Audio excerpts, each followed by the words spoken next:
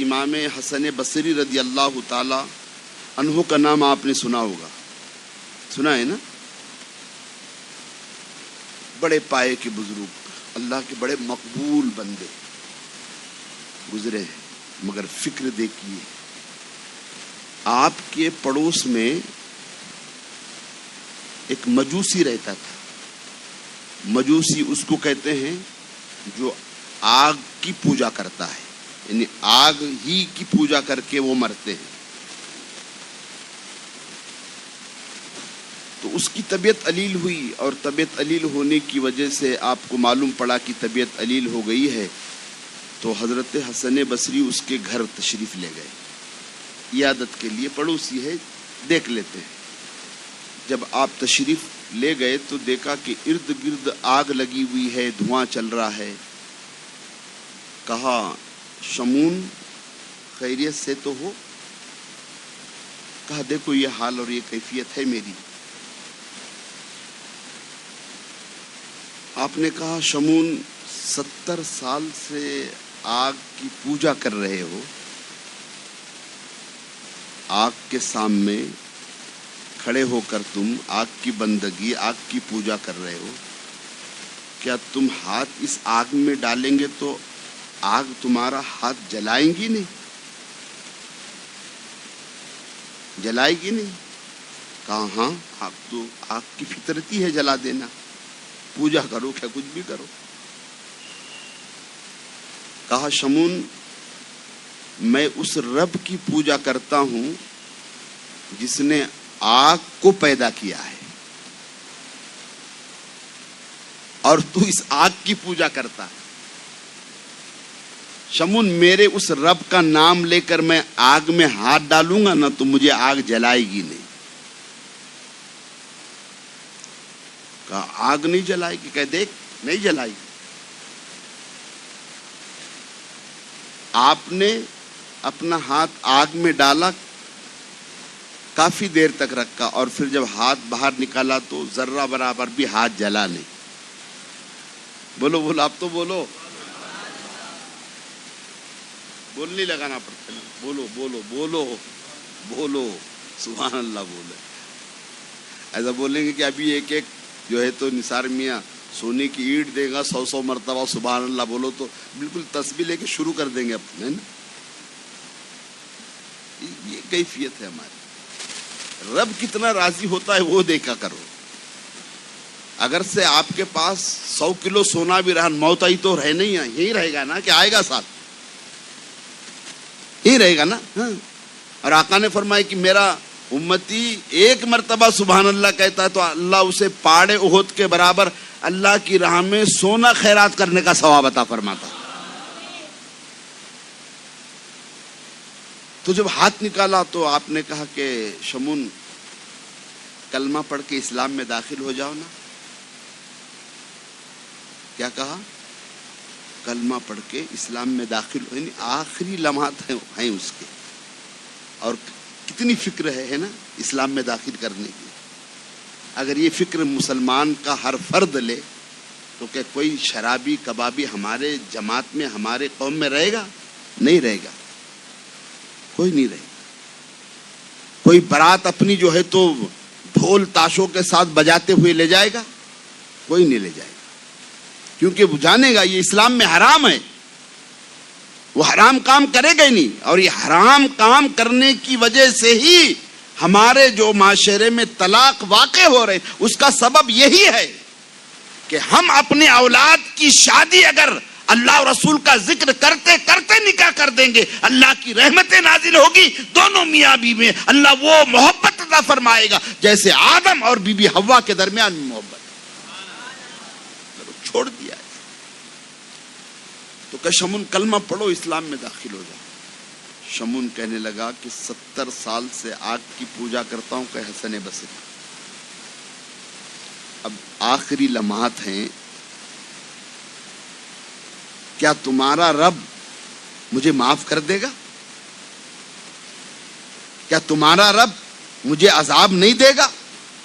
کیا تمہارا رب اسلام میں داخل ہونے کے بعد، کلمہ پڑھنے کے بعد جنت میں داخل مجھے کر دے گا؟ اللہ اکبر. کہا اے امام حسن بصری بندگی کا تو وقت ہی نہیں ہے، اب لمحات آخری چل رہے ہیں کہ رب کی بندگی بھی نہیں کروں گا. کہا اسلام تو قبول کروں گا حسن بصری، مگر اقرار نامہ لکھ کر دینا ہوگا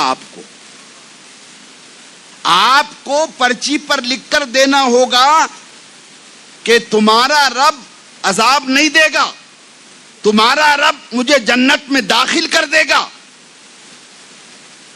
لکھ کر دینا ہوگا. حضرت حسن بصری نے لکھ کر دیا کہ میرا رب کلمہ پڑھنے پر تجھے عذاب نہیں دے گا، اللہ تجھے جنت میں داخل کر دے گا.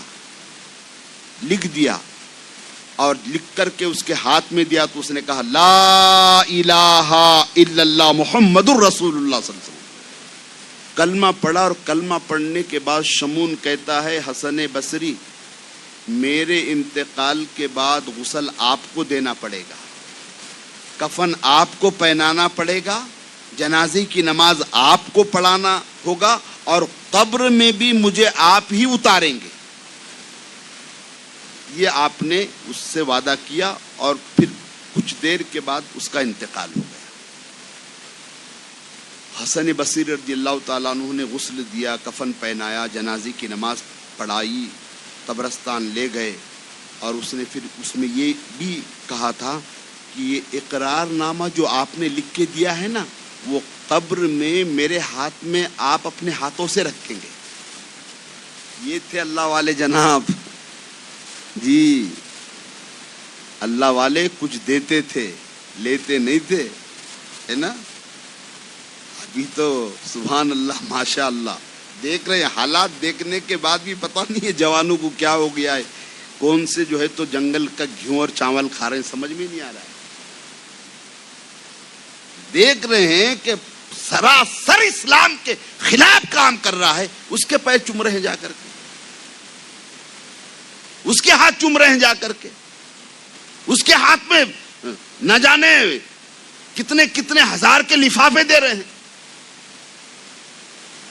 کہاں ہے بابا؟ کہاں؟ ارے بابا کی شان ہی الگ ہے. کہاں ہے تو کہ کہاں نماز پڑھتے تو کہ مکہ اور مدینے میں پڑھتے ہیں. ایسے بابا کے دھوکے میں یہ جوان آ رہے ہیں.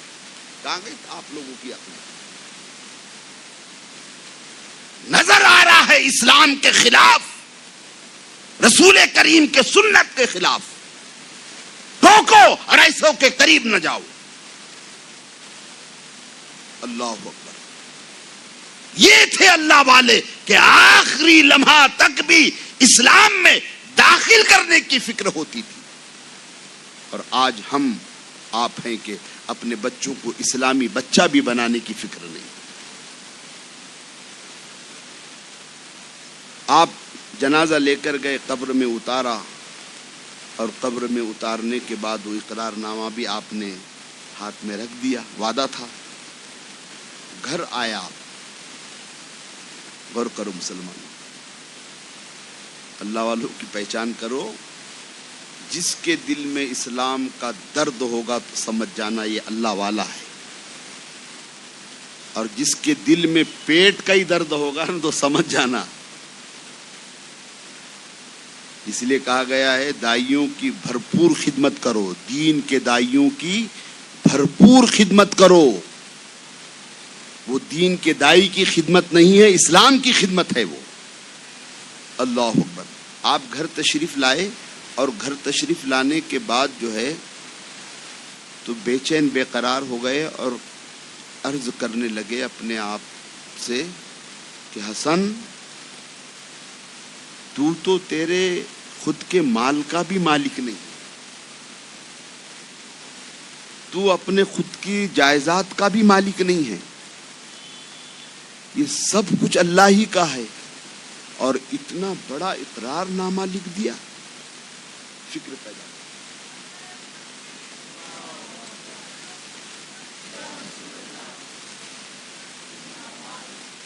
وہ مائک کا ہے وہ.